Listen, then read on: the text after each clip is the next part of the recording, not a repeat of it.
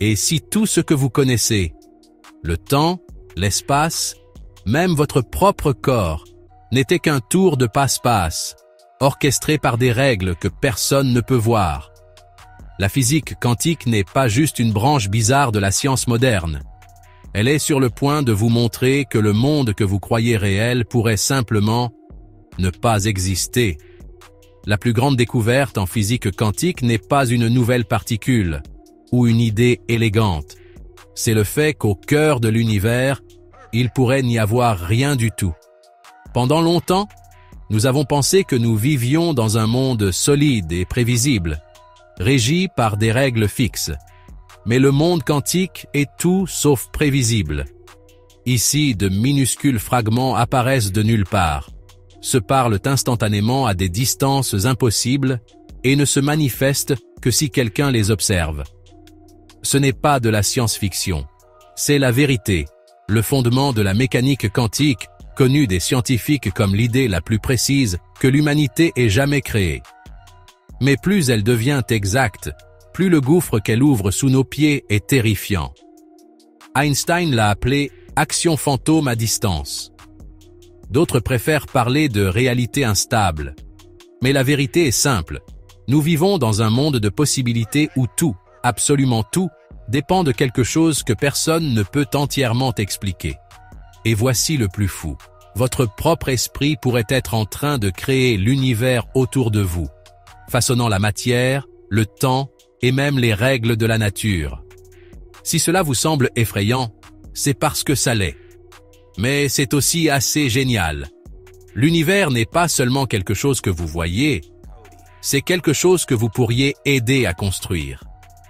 Dans cette vidéo, nous allons voir ce qui se passe réellement lorsque nous plongeons dans le petit monde de tout. Préparez-vous à un voyage qui va vous époustoufler, car comprendre l'univers quantique, c'est comme essayer de vous voir dans un miroir qui pense.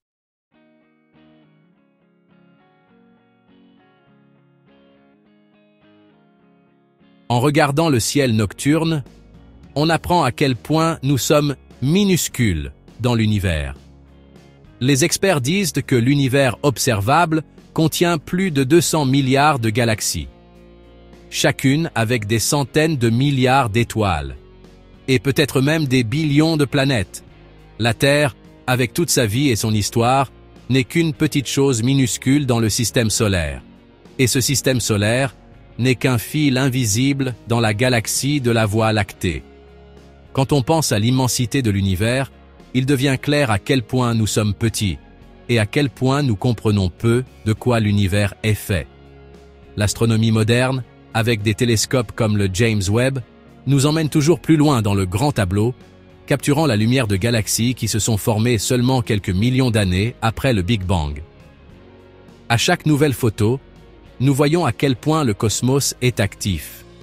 Des étoiles qui naissent, des systèmes qui se désagrègent, des trous noirs qui engloutissent des choses.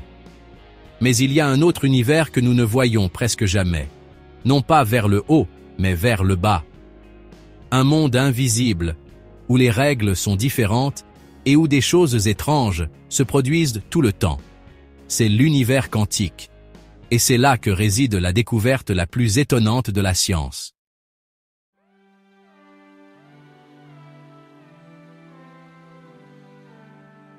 C'est précisément dans cette différence entre l'immense et le minuscule que notre compréhension commence à s'effondrer. La physique normale fonctionne à merveille quand on parle de planètes, d'étoiles et de galaxies. Mais quand on réduit les choses, quand on plonge dans l'infiniment petit, les certitudes deviennent des possibilités et la matière semble danser au bord du réel. Ce que nous appelons le cœur de la matière ne se trouve pas dans ce qui est visible, mais dans des fragments plus petits que les atomes, quelque chose qui n'a tout simplement aucun sens. Tout comme nous ne voyons pas l'air, mais le respirons, nous ne voyons pas non plus les minuscules pièces qui maintiennent tout ensemble. Et pourtant, nous en sommes faits. Ce voyage, cependant, ne concerne pas seulement la science. Il s'agit de la vie elle-même. Quand nous comprenons que nous sommes faits des mêmes minuscules fragments que les étoiles, et que ces minuscules fragments sont maintenus par des forces invisibles qui sont toujours en mouvement, la question passe de qu'est-ce que l'univers à qu'est-ce que nous sommes. Nous sommes comme un pont entre deux choses énormes. L'univers, super grand, et le monde super minuscule que nous ne pouvons pas déchiffrer. Et cette connexion est la clé pour comprendre pourquoi la physique quantique est devenue, en même temps, la théorie la plus précise et la plus hallucinante de la science moderne. Alors, l'invitation est lancée. Au lieu de seulement regarder vers le haut, regardons vers l'intérieur. Aux atomes, aux molécules, aux forces et aux minuscules pièces qui composent non seulement nos corps, mais tout l'univers. Et c'est précisément à partir de ce changement de direction que notre voyage vers l'infiniment petit commence, ou même une simple bille cache des mondes que nous n'aurions jamais imaginés.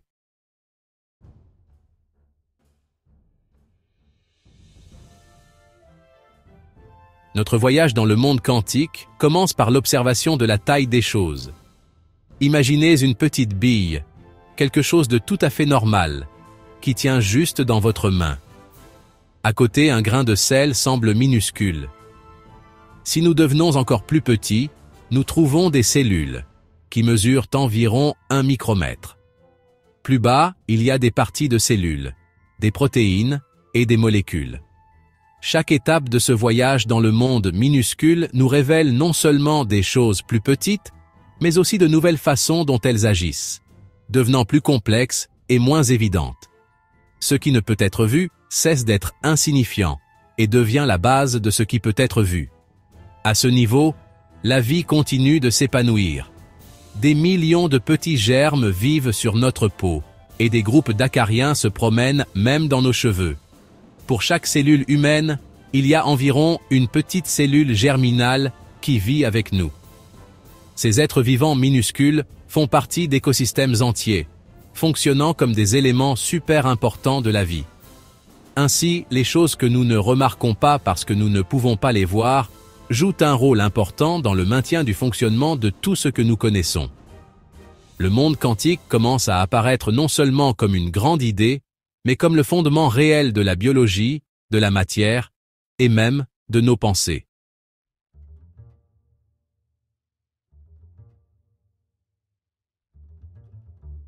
Lorsque nous atteignons le niveau moléculaire, les choses deviennent encore plus étonnantes.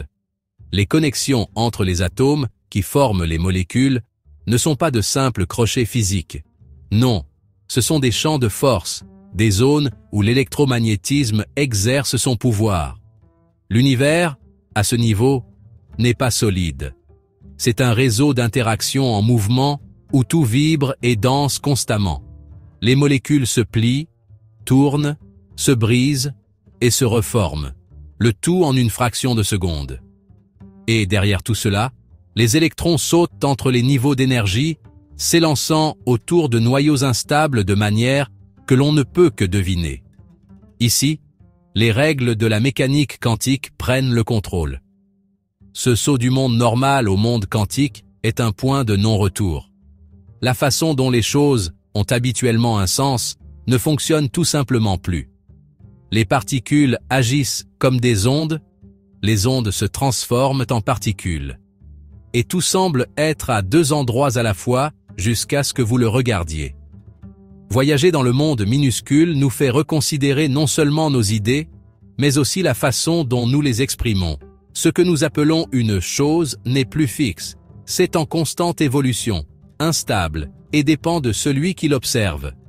La physique des particules entre en jeu, et avec elle, les idées les plus folles que la science ait jamais conçues.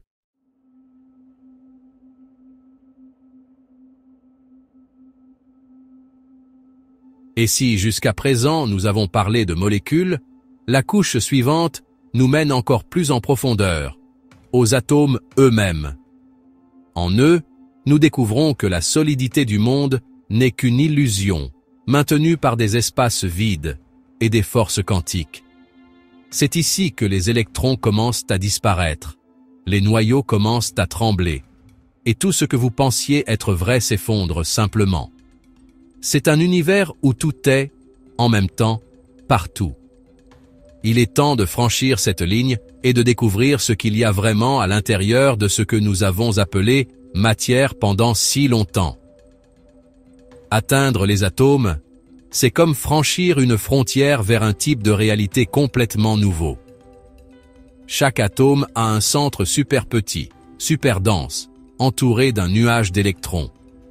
Mais ce nuage n'est pas fait de particules qui tournent comme des planètes, ce sont des probabilités. La mécanique quantique dit que les électrons sont des ondes de possibilités, et ce n'est que lorsque vous les observez qu'ils semblent se fixer en des points spécifiques. Ce passage entre une onde et une particule altère complètement ce que nous pensons que signifie exister, et c'est le véritable début de la réalité quantique. Le centre de l'atome, bien que minuscule, contient presque toute la masse.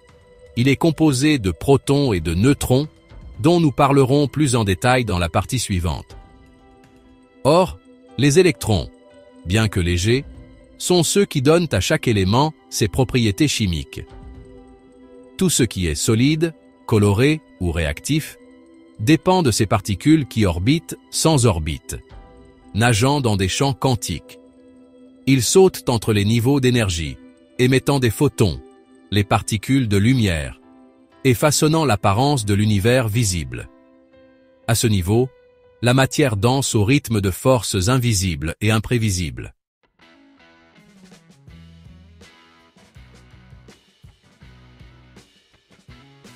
Le plus surprenant, c'est que la majeure partie d'un atome est du vide. Si le noyau avait la taille d'une balle de golf, les électrons se trouveraient à des dizaines de mètres de distance, et entre eux, il n'y aurait rien d'autre que de l'espace. Pourtant, l'univers ne s'effondre pas parce que les forces quantiques maintiennent tout en place.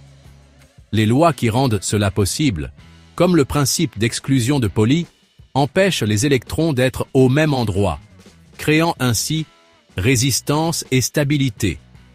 C'est comme si la matière naturellement s'organisait en un motif clair à partir d'un chaos pur et aléatoire. La physique quantique nous montre aussi que les particules peuvent être dans de nombreux états à la fois, ce qu'on appelle la superposition. Ce n'est pas seulement une théorie, cela a été prouvé par des expériences, comme dans les expériences de double fente avec des électrons. Ces preuves ont montré que même les particules individuelles peuvent interférer avec elles-mêmes, comme des ondes qui se croisent. C'est là que l'univers quantique révèle sa vérité la plus époustouflante. Il ne répond pas à ce qui est, mais à ce qui peut être. Et ce n'est qu'en l'observant que vous changez la réponse.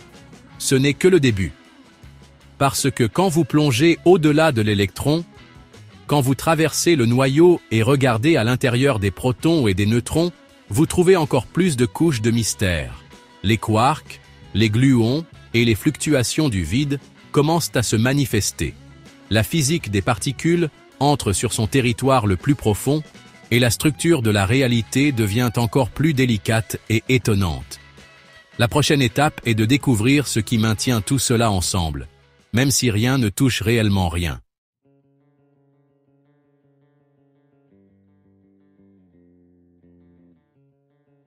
Quand nous nous aventurons au cœur du noyau atomique, nous découvrons une réalité encore plus fondamentale. Les protons et les neutrons, que nous pensions auparavant élémentaires, sont en fait constitués de quarks. Ces minuscules particules se déclinent en 6 saveurs: up, down, strange, charm, top et bottom. Et notez bien, elles ne se promènent jamais seules. Elles sont liées par des gluons, qui agissent comme la colle de la force nucléaire forte. Cette force est si puissante qu'elle empêche les quarks de se libérer. Dans ce monde quantique, les particules ne sont pas des entités fixes. Non, elles sont plutôt comme des ondes dans des champs invisibles qui interagissent constamment. La physique des particules nous montre que les gluons ne se contentent pas de maintenir les quarks ensemble à l'intérieur des protons et des neutrons. Ils interagissent aussi entre eux, créant une sorte de colle super forte et énergétique, presque impossible à briser. Contrairement à la gravité ou à l'électromagnétisme, cette force ne s'affaiblit pas avec la distance à de petites échelles. En fait, elle devient plus forte. C'est pourquoi plus vous essayez de séparer deux quarks, plus vous investissez d'énergie, et cette énergie finit par créer de nouvelles paires de quarks, les maintenant piégés. C'est un casse-tête énergétique qui va à l'encontre de la logique habituelle, mais cela a été prouvé dans des accélérateurs de particules comme le LHC. Tout cela nous amène à nous poser une question encore plus profonde. Si les protons sont faits de quarks, qu'est-ce qui maintient la matière stable? La réponse réside dans les règles de la théorie quantique, comme le principe d'exclusion de Pauli et la symétrie de spin. Ces règles sont comme des lois naturelles qui empêchent les parties de l'univers de s'effondrer. Sans ces règles, les électrons tomberaient simplement dans les noyaux et les atomes cesseraient d'exister. Ainsi, le centre même de la matière est un équilibre délicat entre des forces qui repoussent et des forces qui maintiennent les choses confinées.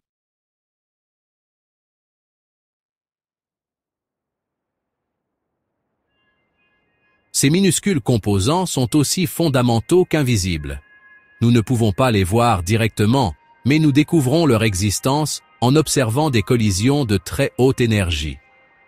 Lors d'expériences de diffusion profonde, comme celles menées au CERN, nous observons des traces de quarks et de gluons qui ressemblent à des jets de particules. C'est comme essayer de deviner à quoi ressemble quelque chose juste d'après son ombre sur le mur. Et même avec toute cette ingénierie sophistiquée, ce que nous parvenons à voir n'est encore que la surface de ce qui est vraiment profond dans la mécanique quantique.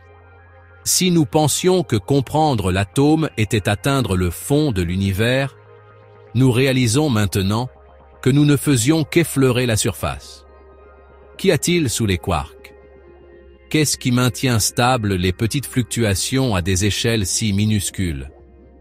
À mesure que nous nous aventurons dans des dimensions plus petites, au-delà du noyau, au-delà de l'espace lui-même, le vide n'est plus vide. Il devient une marmite bouillonnante de possibilités. C'est là que la mousse quantique commence à bouillonner. Lorsque nous approfondissons la composition de l'univers, nous atteignons des échelles où l'idée même de matière commence à s'effondrer. À des longueurs inférieures à 10 à la moins 17 mètres, nous entrons dans le vide quantique, un endroit où les particules n'existent pas seulement de manière stable, mais apparaissent et disparaissent comme des bulles dans une marmite bouillante. Ici, l'espace qui semble vide est en réalité rempli de champs quantiques se déplaçant et vibrant constamment, et cette instabilité est ce qui fait que tout existe.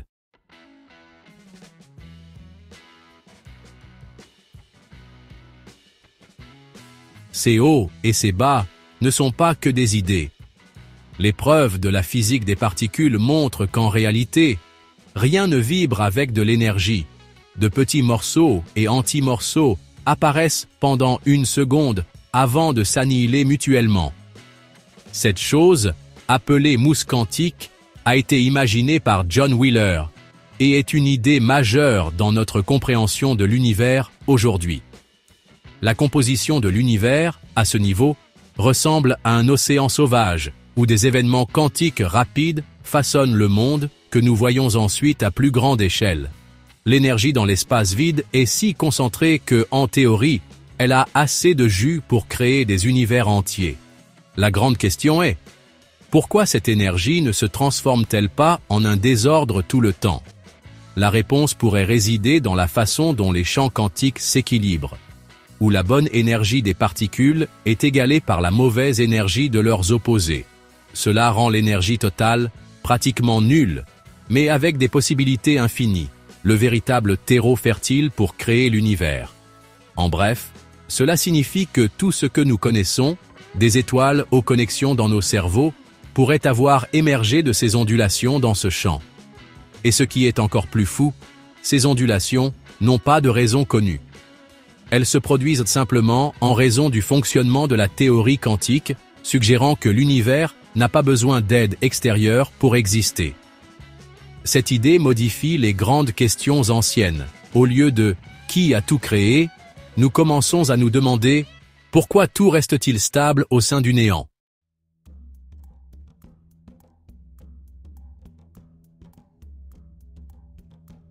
Tandis que les télescopes nous montrent des galaxies naissant et mourant, Les laboratoires de physique nous invitent à imaginer que l'espace lui-même est vivant, vibrant dans une frénésie invisible. Ce niveau de réalité n'est pas quelque chose que vos yeux peuvent voir, mais que seules les mathématiques et des expériences indirectes peuvent le faire. Chaque nouvelle équation ou collision révèle une autre pièce d'un puzzle presque mystique. Et à mesure que nous nous approchons de l'échelle de Planck, le mystère s'agrandit encore, jetant les bases pour comprendre comment tout a pu surgir de rien. L'idée du rien est probablement la plus incomprise dans l'histoire de la science.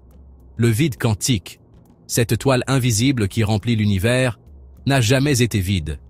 Il vibre d'énergie, pulse d'instabilité, et a le pouvoir de créer tout ce que nous connaissons. Selon la théorie quantique, une simple fluctuation aléatoire dans ce vide peut, en théorie, donner naissance à tout un univers, exactement comme le nôtre. Cette idée, loin d'être simplement des paroles en l'air, est basée sur des modèles mathématiques et physiques solides. Des recherches de scientifiques comme Qingdi Wang et William Unruh montrent que l'espace-temps peut subir des expansions et des effondrements constants et minimes, même à de très petits niveaux. Cette activité interminable suggère que l'univers que nous voyons pourrait n'être qu'un parmi de nombreux cycles qui surgissent d'eux-mêmes de ces fluctuations. La théorie de la mousse quantique, proposée par John Wheeler, dit que l'espace est un réseau en constante évolution, où les univers peuvent éclore comme des bulles. Ainsi, le début du cosmos n'est plus seulement quelque chose qui s'est produit une fois, c'est quelque chose qui se produit encore et encore.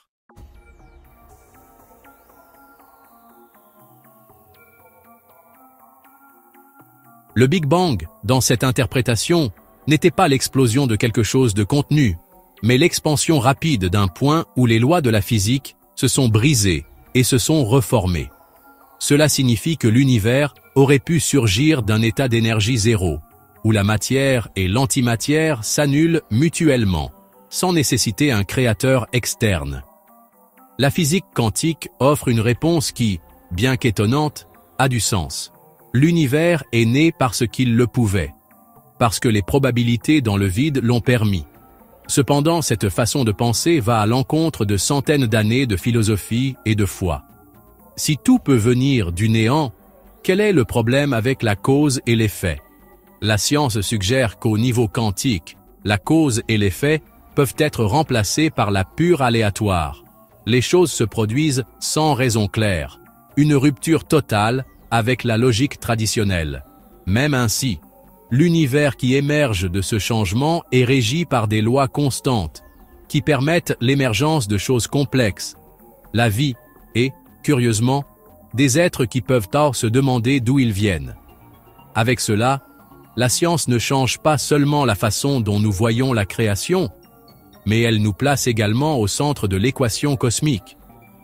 Après tout, si le néant peut tout créer, et que ce tout inclut des esprits capables de penser à l'univers, peut-être que le néant est plus qu'un simple vide, il pourrait être un champ vibrant, avec une configuration, une raison et une opportunité. Un fond vibrant où l'impossible n'est pas seulement possible, mais est destiné à se produire. Et peut-être que ce fond recèle un autre mystère encore plus stupéfiant, le rôle que la conscience elle-même joue dans tout cela.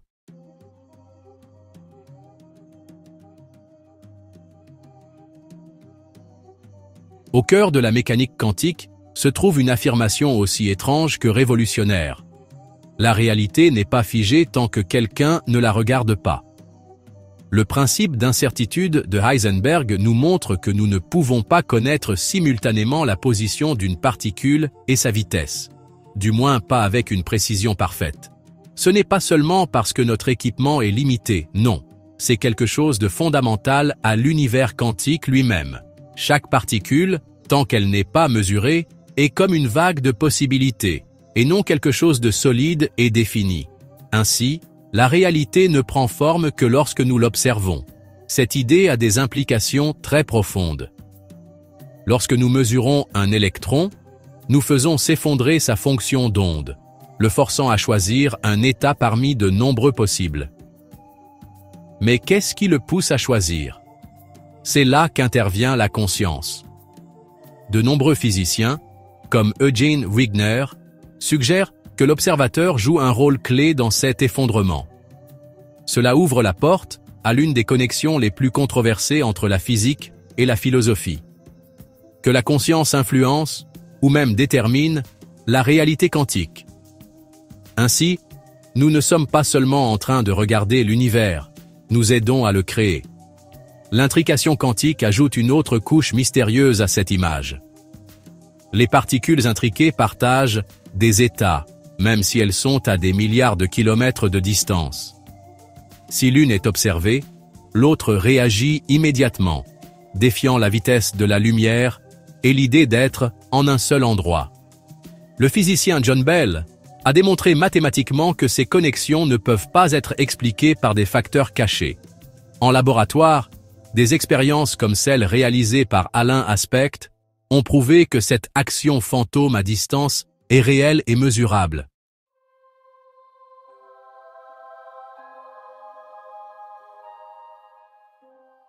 Cela nous amène à repenser la nature même de la réalité. L'univers pourrait ne pas être un ensemble de choses séparées qui se heurtent simplement les unes aux autres. Au lieu de cela, il pourrait être une vaste entité connectée, où tout influence tout le reste. L'idée que l'observateur et l'observé sont distinctes, qui est si fondamentale dans la physique classique, s'effondre tout simplement lorsque l'on examine la mécanique quantique.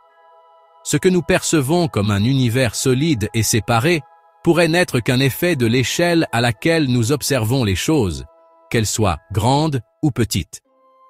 L'idée même de cause à effet est remise en question face à ces connexions ultra rapides et non locales. Avec tout cela, la grande question ressurgit. Si l'univers a besoin d'être observé pour être réel, qui a observé le premier effondrement? Qui a éveillé l'univers? Cette réflexion nous rapproche de la prochaine grande avancée scientifique, où les particules minuscules pourraient même ne pas être des points, mais plutôt des cordes vibrantes d'information.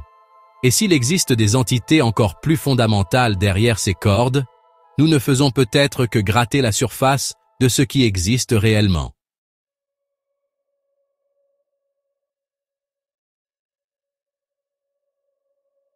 À mesure que nous nous enfonçons dans l'univers quantique, les scientifiques ont découvert que de minuscules particules comme les électrons, les quarks et les gluons pourraient ne pas être les plus petites choses qui existent. La théorie des cordes apparaît comme une idée audacieuse, selon laquelle les particules les plus fondamentales sont en réalité de minuscules cordes d'énergie vibrante.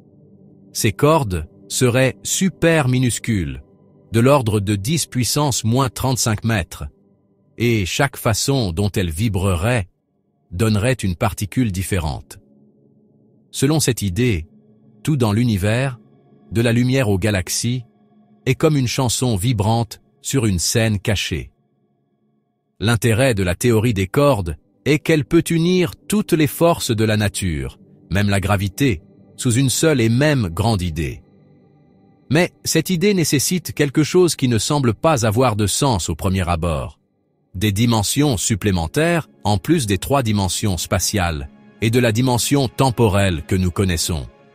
Certaines versions de la théorie parlent de 10, d'autres même de 26 dimensions. La raison pour laquelle nous ne voyons pas ces dimensions supplémentaires est qu'elles sont toutes enroulées de manière extrêmement petite. Cela rend le monde quantique très différent du grand monde que nous voyons tous les jours. Encore plus intéressante est l'idée des préons. Des choses encore plus fondamentales que les cordes, qui se trouveraient derrière les quarks et les leptons. Bien que ce ne soit qu'une supposition, cette idée suggère que nous commençons à peine à comprendre la physique des particules.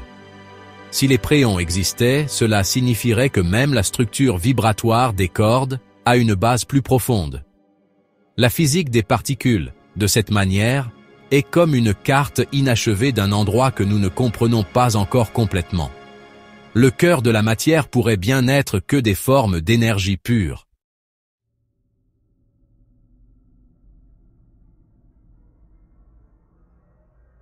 Ces idées nous font penser qu'il n'existe peut-être pas de véritable plus petit. Chaque fois que la science progresse, ce que nous pensions être incassable s'avère être composé de quelque chose d'encore plus petit. Ce va-et-vient sans fin bouleverse la pensée traditionnelle, mais il s'accorde parfaitement avec la mécanique quantique, où la réalité est faite de possibilités, de champs et de la façon dont les choses interagissent.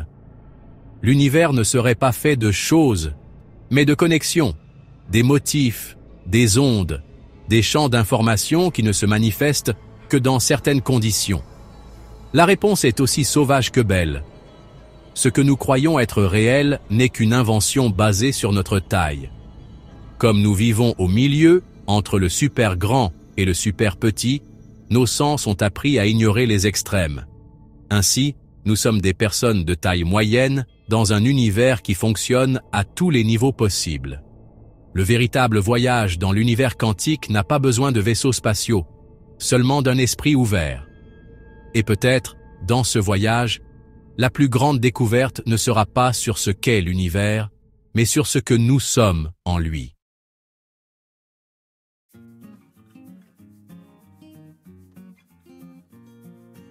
Après tout ce que vous avez vu, dites-moi, croyez-vous encore que l'univers est fait de choses solides, permanentes et prévisibles? Ou commençons-nous à comprendre que la réalité pourrait être beaucoup plus délicate, vibrante et personnelle que nous ne l'avons jamais imaginé? La physique quantique n'est pas seulement une partie de la science, c'est comme une paire de lunettes spéciales qui nous montre à quel point tout ce que nous tenions pour acquis est instable. Ce n'est pas le monde qui change quand nous le voyons. C'est nous qui découvrons enfin à quel point il était déjà étrange depuis le début. Si les petites choses peuvent être à deux endroits en même temps, si le temps peut ralentir, et si de rien tout peut surgir, alors, qu'est-ce qui vous empêche de repenser votre propre vie? Vous n'êtes peut-être pas seulement un spectateur silencieux dans ce spectacle cosmique. Peut-être que vos pensées, vos décisions, et même ce à quoi vous accordez de l'attention, sont en train de façonner, en ce moment même, les rouages de cet univers caché. Est-ce effrayant? Oui. Mais c'est aussi un cadeau.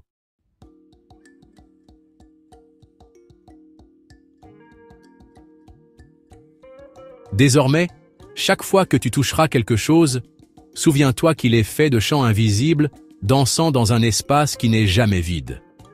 Chaque fois que tu penseras à abandonner, souviens-toi que l'impossible n'est qu'une question de taille. La physique quantique nous enseigne que tout peut changer en un clin d'œil, et cela t'inclut. Et peut-être que la découverte la plus terrifiante ne concerne pas l'univers, mais plutôt qui tu es vraiment.